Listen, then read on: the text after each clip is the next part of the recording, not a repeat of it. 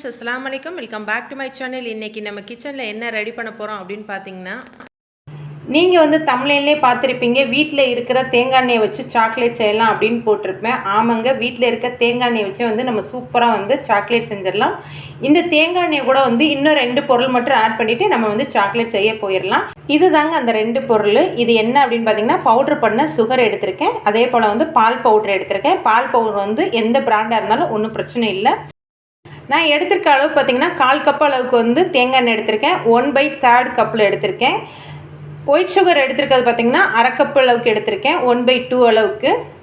பால் powder வந்து 1 cup அளவுக்கு எடுத்திருக்கேன். இது வந்து 250 ml இருக்கணும். அதில் வந்து கம்மியாக 200 கிராம் அளவுக்கு மட்டும் நான் எடுத்திருக்கேன் பால் பவுட்ரு. இப்போ இது எல்லாத்தையும் வச்சு நம்ம வந்து சாக்லேட் செய்ய ஆரம்பிச்சிடலாம். வீடியோக்குள்ளே போகிறதுக்கு முன்னாடி அனிஷ்னா கிச்சனை சப்ஸ்கிரைப் பண்ணாமல் இருக்கிறவங்க வந்து சப்ஸ்கிரைப் பண்ணிக்கோங்க. பக்கத்தில் இருக்க ஆல்ன்ற பட்டனை கிளிக் பண்ணிக்கோங்க. அப்போ தான் நான் போடுற ஒவ்வொரு வீடியோ உங்களுக்கு நோட்டிஃபிகேஷனாக வரும். இப்போ வாங்க நம்ம வீடியோக்குள்ளே போகலாம். நம்ம வந்து சாக்லேட் செய்கிறதுக்கு வந்து ஃபஸ்ட்டு வந்து டபுள் ஃபைலிங் மெத்தடில் தான் வந்து நம்ம சாக்லேட் பண்ண போகிறோம். அதுக்கு வந்து இந்த மாதிரி வந்து ஒரு பெரிய பாத்திரத்தில் வந்து தண்ணி வச்சுருக்கேன். கம்மியாக தான் வச்சுருக்கேன் பாருங்கள், கம்மியாக தான் வச்சுருக்கேன். கிட்டத்தட்ட ஒரு 2 கிளாஸ் அளவுக்கு தான் தண்ணி வச்சுருக்கேன். இதுக்கு மேலே என்ன பண்ண போகிறோம் அப்படின்னு பார்த்தீங்கன்னா, இந்த மாதிரி வந்து ஒரு கிளாஸ் பவுல் வச்சு இது மாதிரி மேலே வைக்க போகிறோம். ஆனால் இப்போ வைக்கக்கூடாது. இந்த தண்ணியில் வந்து கொஞ்சமாக பபிள்ஸ் மாதிரி வரும் பார்த்திங்களா, அந்த ஸ்டேஜில் வந்து இந்த கிளாஸை வந்து வைக்கணும். இப்போ பபிள்ஸ் வர வரை வெயிட் பண்ணுவோம். இப்போ பாருங்கள், பபிள்ஸ் வந்து வர ஆரம்பிச்சிச்சு. இந்த ஸ்டேஜில் வந்து அடுப்பை வந்து சிம்மில் வச்சுருங்க. சிம்மில் வச்சுட்டு இந்த மாதிரி வந்து ஏதாவது ஒரு பவுல் வச்சுக்கோங்க. கிளாஸ் பவுல் தான் வைக்கணுன்றது கிடையாது. சில்வர் பவுல் கூட உங்களுக்கு அந்த மாதிரி ஒடுக்கமாக இருக்கிற மாதிரி பார்த்துக்கோங்க. இந்த மாதிரி வந்து தூக்கி இதுக்கு மேலே வச்சுருங்க. இதுக்கு மேலே வந்து இதில் வந்து எண்ணெய் சேர்த்துக்கலாம். நம்ம எடுத்து வச்சுருக்க கோகோனட் ஆயில் சேர்த்துக்கலாம். நம்ம இன்றைக்கி வந்து கோகோனட் ஆயில் வச்சு வந்து இன்றைக்கி இந்த சாக்லேட் ரெடி பண்ணுறோம். அப்படி இல்லாட்டி கூட வந்து வனஸ்பதின்னு சொல்லுவாங்க பார்த்தீங்களா, அதாவது டால்டான்னு சொல்லிட்டு அதில் கூட நீங்கள் பண்ணலாம். அதுவும் இன்னும் டேஸ்ட்டு சூப்பராக இருக்கும்.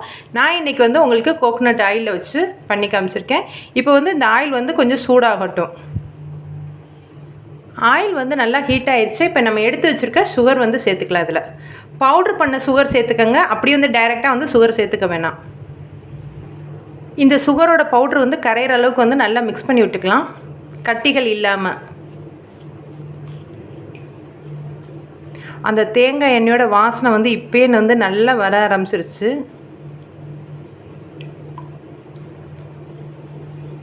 இது பாருங்கள், நல்லா வந்து கரைஞ்சிருச்சு. இதுக்கப்புறம் வந்து நம்ம எடுத்து வச்சுருக்க அந்த பவுட்ரை சேர்க்கணும், பால் பவுட்ரை. இதில் பால் பவுட்ரு நம்ம சேர்த்துடலாம். பால் பவுட்ரு சேர்த்ததுக்கப்புறம் வந்து நல்லா மிக்ஸ் பண்ணி விட்டுக்கோங்க. உங்களுக்கு கெட்டி ஆயிடக்கூடாது. அடுப்பு சிம்லே தான் இருக்கணும், அது கவனமாக பார்த்துக்கோங்க. பாருங்கள், நல்லா மெல்ட் ஆகி வந்துருச்சு. உங்களுக்கு எதுவும் வந்து கோகோனட் ஆயில் வந்து பத்தாத மாதிரி இருந்தது அப்படின்னா கூட வந்து ஒரு 20 25 ml அளவுக்கு மட்டும் ஊற்றிக்கங்க. எனக்கு வந்து கரெக்டாக இருக்குது. இந்த மாதிரி வந்து நல்லா மெல்ட் ஆகி வரணும்.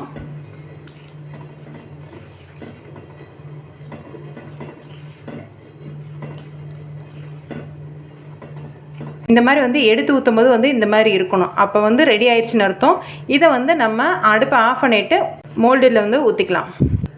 நான் வந்து சிலிக்கான் மோல்டு வச்சுருக்கேன். இந்த மாதிரி வந்து டிசைன் வச்சது. இதில் வந்து கொஞ்சம் கொஞ்சமாக வந்து ஊற்றிக்கலாம். இந்த மாதிரி ஒரு ஸ்பூன் வச்சுட்டு அந்த மாதிரி வந்து ஃபில் பண்ணிக்கோங்க.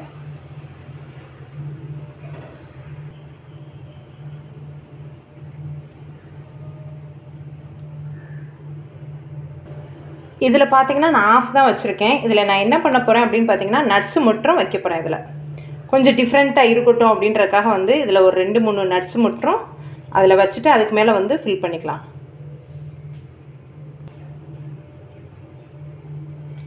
குழந்தைய வந்து நல்லா விரும்பி சாப்பிடுவாங்க. இந்த மாதிரி இருந்துச்சுன்னா இதே மாதிரி வந்து மற்றதையும் நான் ஊற்றி வச்சுக்கிறேன். இதில் உங்களுக்கு விருப்பமான நட்ஸ் எது வேணாலும் போட்டுக்கலாம். அப்படி இல்லாட்டி வந்து சாக்லேட் சிப்ஸ் இருக்குது பார்த்திங்களா, அது கூட நீங்கள் வந்து நடுவில் வந்து ஃபில் பண்ணிக்கலாம். உங்களோட விருப்பம் தான். உங்களுக்கு வந்து எந்த மாதிரிலாம் வந்து பிடிக்குமோ அந்த மாதிரி வந்து நீங்கள் வந்து சாக்லேட் வந்து ரெடி பண்ணிக்கலாம். நீங்கள் வெளியே வச்சாலும் ஒன்றும் ஆகாது, நல்லா வந்து செட் ஆகிக்கிறோம். நல்லா கொஞ்சம் ஜில்னஸாக சாக்லேட் சாப்பிட்ணுன்னு நினச்சிங்கன்னா ஃப்ரிட்ஜில் வச்சு நம்ம எடுத்துக்கலாம். பாருங்கள், நம்மளோட சாக்லேட் வந்து சூப்பராக வந்து ரெடி ஆயிடுச்சு. இப்போ வந்து இதை டீமோல்ட் பண்ணலாம். வாவ், சூப்பராக வந்து வந்துருச்சு பாருங்கள். பர்ஃபெக்டாக வந்துருச்சு நம்மளோட சாக்லேட்டு. எவ்வளோ அழகாக இருக்குன்னு பாருங்கள். இப்போ எல்லாத்தையும் எடுத்து காமிக்கிறேன். சிலிக்கான் மோல்டுன்றனால வந்து உங்களுக்கு ஈஸியாகவே வந்து டக்கு டக்குன்னு நமக்கு எடுக்க முடியும்.